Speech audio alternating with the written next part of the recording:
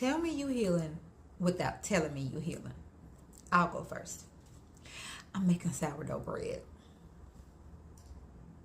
Now, if you know me, you know that I am one of the most random people in the whole wide world. One morning, I'll wake up and decide I want to create a prayer journal. The next morning, I'll wake up and decide I wanted to make a chunky blanket. A couple of days ago, I woke up and decided that I want to make sourdough bread. So I went to the store and bought everything that I needed to go ahead and make my sourdough bread. But first, I have to make a starter. Now, I've watched a lot of videos, and this can take anywhere from 5 days to 3 weeks. So I'm going to bring y'all along with me every day as I feed it and discard all the things for my starter for my sourdough. Let's go. So this is pretty much everything that I will need to go ahead and start my starter. The star of the show is the flour, of course. And you can use whatever type of flour you want. If you wanted to use all-purpose or wheat flour or rye flour, whichever one you want, it doesn't really matter. I picked this one pretty much because the bag was purple. And purple is my favorite color. I wanted to make sure I got an enriched but unbleached flour. I didn't want all the extras, so that's what I got. And I bought this container and put it in this container to store it. And this is going to be what I put my starter in. Just some spring water and a cup. A measuring cup.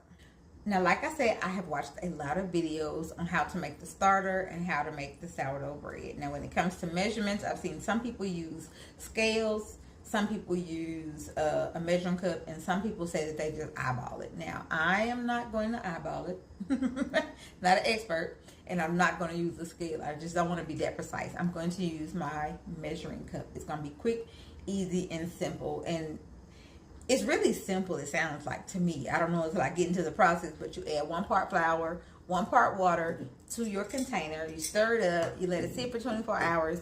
You come back on the counter for 24 hours. You come back, you discard half, and then you add more flour, more water, stir it up, and you letting it sit, like I said, anywhere from 5 days to 3 weeks, maybe even more.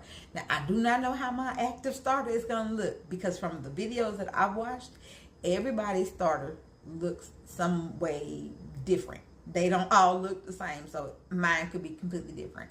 So I'm just going to do this every day and come back and let you guys see the process. Just in case you want to make a starter, you want it to be quick, easy, and simple, you can watch me. Sandra Devine got you.